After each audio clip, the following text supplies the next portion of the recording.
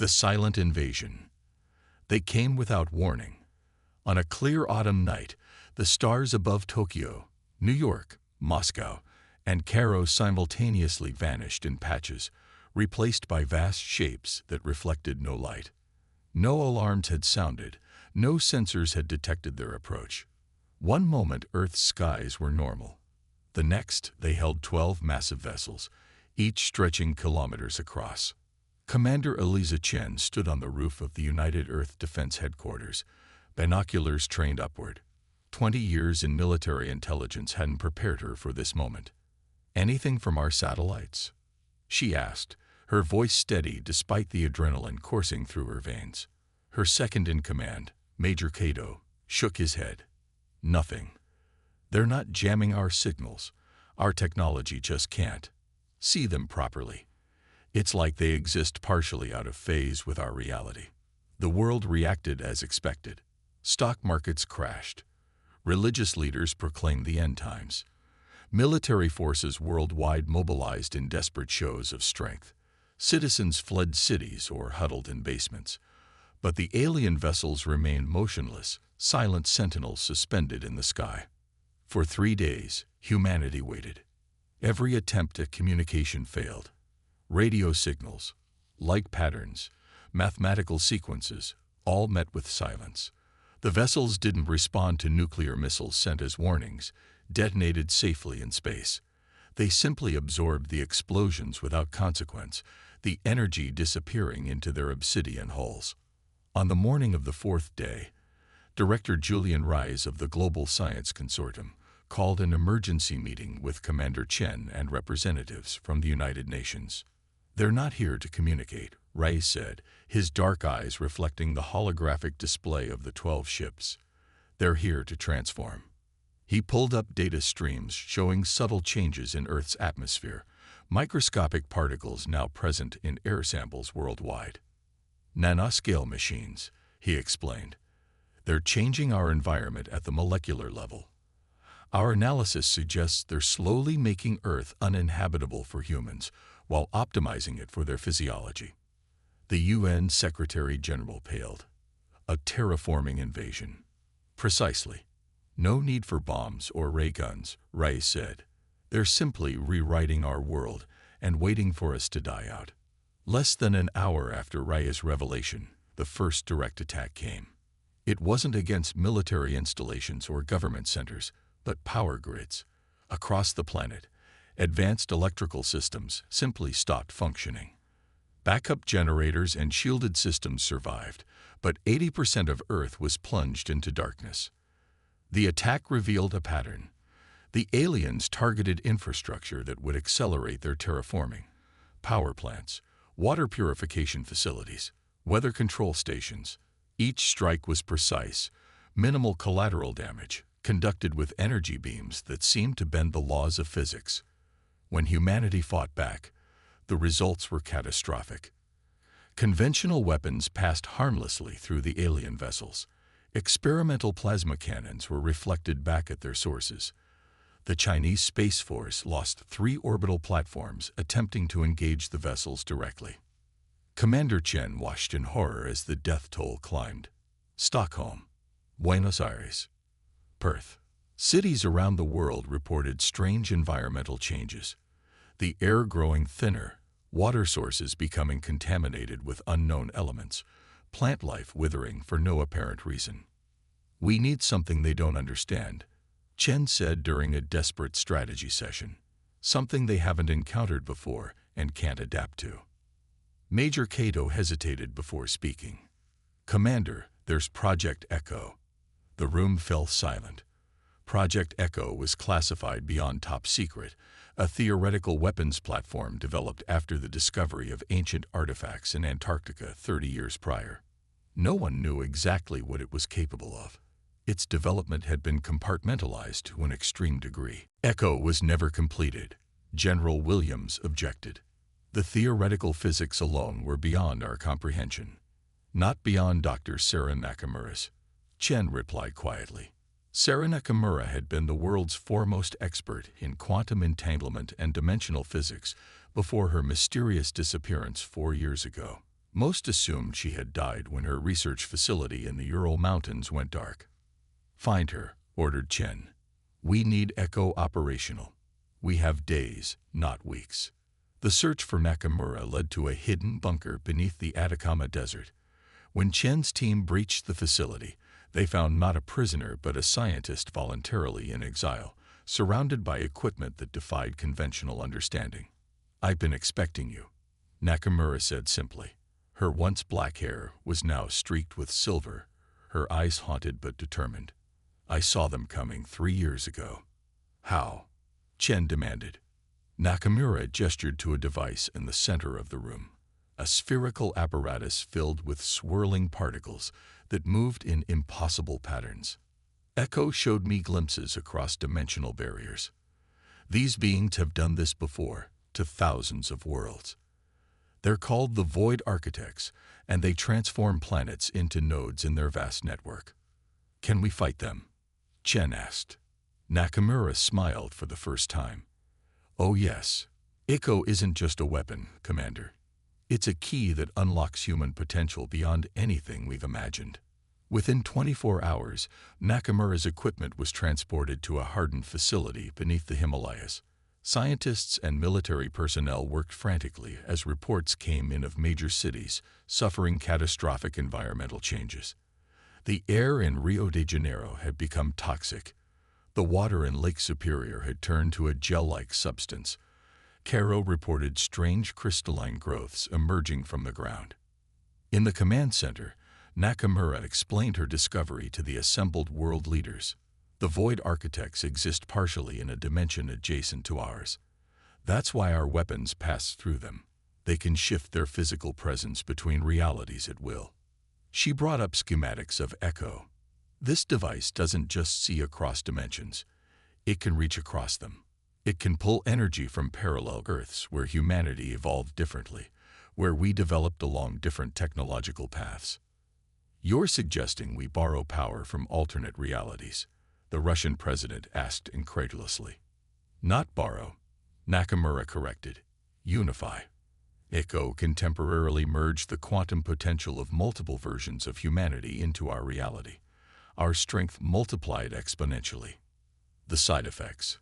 Chen asked, always practical. Nakamura's expression darkened. "Unknown. This has never been attempted. The dimensional barriers exist for a reason. Breaking them, even temporarily, will kill us all anyway if we don't try," Chen finished. As preparations for Echo's activation continued, the Void Architects launched their second phase of attack. Strange structures began to grow from the vessels, extending downward toward Earth's surface. Massive pillars of dark material that pulsed with energy. "Anchors," Nakamura explained. "They're attempting to permanently bind their dimensional frequency to ours. Once those structures touch the ground, the transformation becomes irreversible." Satellite imagery showed the anchors would reach Earth's surface within 18 hours. Echo needed to be activated before then. The device was placed at a strategic location in Nepal, where geomagnetic currents would amplify its effect globally. Nakamura worked feverishly, making final adjustments as reports came in of the anchors growing closer. "Everyone within 100 kilometers has been evacuated," she confirmed. Chen nodded. "As far as we can tell, though communications are spotty. The Nanomachines are in the upper atmosphere now, affecting satellite transmissions." Nakamura took a deep breath. "Then we're ready." She turned to the assembled team. "Echo will create a dimensional resonance cascade. For approximately 12 minutes, the quantum potential of multiple human civilizations will converge in our reality. Use that time wisely." "What will we experience?" Chen asked. "Knowledge, capabilities, technologies that our version of humanity never developed, but that other versions did. Your minds will have access to information you never learned, skills you never trained for." As the anchors descended through the cloud layer, countdown began on Echo's activation. Military forces worldwide stood ready, though no one knew exactly what they would be capable of once Echo activated. Resonance in 3, 2, 1. Nakamura pressed her palm against the central control panel. Echo pulsed once, a wave of blue-white energy expanding outward at impossible speed. As it passed through the command center, Commander Chen gasped. Suddenly, she understood. Everything. Defiance Protocol. The knowledge came in waves, overwhelming, exhilarating, terrifying. Commander Eliza Chen saw formulas and equations she'd never studied, understood technologies that had never been invented in her timeline, sensed alternate histories where humanity had taken radically different evolutionary paths. Most importantly, she knew exactly how to defeat the Void Architects. Around the world, military personnel and civilians alike experienced the same revelation. A mechanic in Detroit suddenly understood how to reconfigure a car engine to generate a dimensional frequency that disrupted the alien nanomachines. A teenager in Lagos instinctively knew how to create a shield against the atmospheric changes using common household electronics. Scientists in laboratories worldwide simultaneously began building devices that could pierce the protective fields surrounding the alien vessels. "It's working," Nakamura whispered. Her own mind expanded beyond her previous understanding. "The quantum resonance is stable." The Void Architects reacted immediately. The massive anchors accelerated their descent, and new energy patterns rippled across their vessels. They had encountered echo technology before, on other worlds, but never deployed in quite this way. "They're afraid," Chen realized. They'd never seen a species unify across dimensional barriers before. Within minutes, a counteroffensive took shape without any central coordination needed. Civilians constructed improvised devices that purified the contaminated air and water. Military units rapidly assembled weapons that could affect the partially phased alien vessels. Scientists worldwide collaborated instantaneously on systems to neutralize the terraforming nanomachines. In orbit, hastily modified satellites focused dimensionally shifted energy beams on the alien anchors, slowing their descent. On the ground, millions of small disruption devices, assembled by ordinary people with their temporarily enhanced knowledge, created a global network that pushed back against the environmental changes. But the Void Architects were not defenseless. From their vessels emerged swarms of autonomous machines, sleek, obsidian constructs that targeted the largest human resistance points. They moved with fluid grace, adapting to attacks almost instantly. "We're losing Echo's effect," Nakamura warned, checking the monitoring systems. "The dimensional resonance is destabilizing faster than anticipated. We have maybe 7 minutes left." Chen made a decision. "We need to target their command ship directly. Their network is hierarchical. Disrupt the primary node, and the rest will temporarily lose coherence." Using her enhanced perception, Chen identified the command vessel, slightly larger than the others, positioned above the North Atlantic. She coordinated with military forces that had access to the newly created dimensional weapons. "Everything we have at these coordinates," she ordered. "Conventional and echo-modified systems together." The response was immediate. Fighter jets armed with ripple-charge missiles streaked toward the command vessel. Ground-based energy projectors focused their outputs on the same target. Orbital platforms realigned to create a synchronized attack pattern. The Void Architects recognized the threat too late. Their adaptive defenses, designed to counter sequential attacks, couldn't process the unified assault from multiple dimensional frequencies simultaneously. For the first time, their vessels showed vulnerability. Fracture lines of brilliant energy appeared across the command ship's surface. 4 minutes of resonance remaining, Nakamura reported, her voice strained as she worked to maintain Echo's stability. Chen felt the knowledge beginning to slip away, like trying to hold water in cupped hands. The dimensional convergence was fading. Around the world, others felt it too, the expanded awareness gradually contracting. "We need more power to echo," Chen insisted. Nakamura shook her head. "The system is already beyond safe parameters. Increasing power could tear apart the dimensional boundaries permanently." "Then we focus everything we have in these last minutes," Chen decided.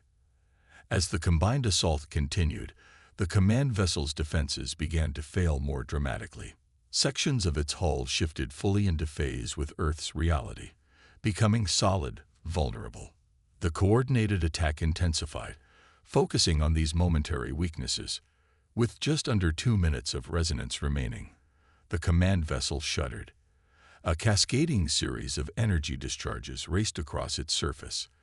The anchors, nearly touching Earth's atmosphere, suddenly retracted. They're initiating an emergency phase shift, Nakamura observed through Echo's sensors, attempting to escape our dimensional frequency entirely. Can they do that with the anchors deployed? Chen asked. No, they'll have to abandon the terraforming infrastructure. It's too integrated with our reality now.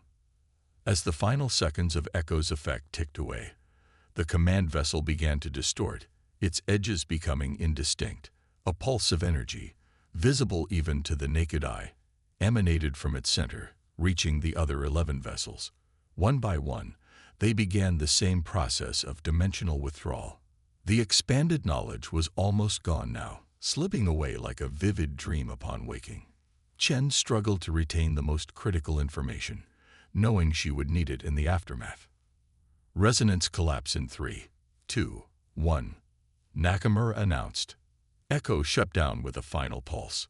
Across the planet, people staggered as their temporarily expanded consciousness returned to normal. Many fell unconscious, their minds overwhelmed by the experience. In the Himalayan command center, Chen gripped the edge of a console, fighting to remain standing. Through the view screen, she watched as the Void Architect's vessels faded from view, not departing through space, but withdrawing from Earth's dimension entirely. Only one remained partially visible, its form distorted and damaged. From this final vessel, a transmission reached every electronic device on Earth simultaneously, not in any human language, but as a series of mathematical concepts that translated directly into understanding. You have violated the natural order, the message conveyed. Multiple iterations of a single species should never converge. The dimensional barriers exist to prevent catastrophic reality collapse. There was a pause then. We withdraw to observe. The damage you have done to the cosmic architecture cannot be undone. When the consequences manifest, we will not intervene. With that final warning, the remaining vessel disappeared. In the days that followed, Earth began its recovery. The alien nanomachines became inert without their control signals, though the environmental damage would take years to reverse completely. The knowledge gained during Echo's activation faded, but not entirely. Fragments remained, accelerating human technological development in unexpected ways. Dr. Nakamura worked with teams worldwide to understand the remnants of the alien technology left behind. The anchors, though retracted, had left trace elements in the atmosphere that responded to certain frequencies. With careful study, humanity might eventually understand how to navigate the dimensional barriers themselves. 1 month after the invasion, Commander Chen stood in the rebuilt United Nations headquarters in Geneva. Representatives from every nation had gathered to discuss the formation of a new planetary defense initiative. The Void Architects will return, Chen told the assembly, and they may not be the only threat beyond our dimensional borders. Echo gave us a glimpse of what humanity can become when unified. We need to find that unity again, but without breaking the cosmic architecture the aliens warned us about. The Defiance Protocol was established that day, a global program to develop technologies based on the fragments of cross-dimensional knowledge that remained in human consciousness. Monitoring stations were built to detect dimensional fluctuations. Research facilities dedicated to understanding the barriers between realities received unprecedented funding.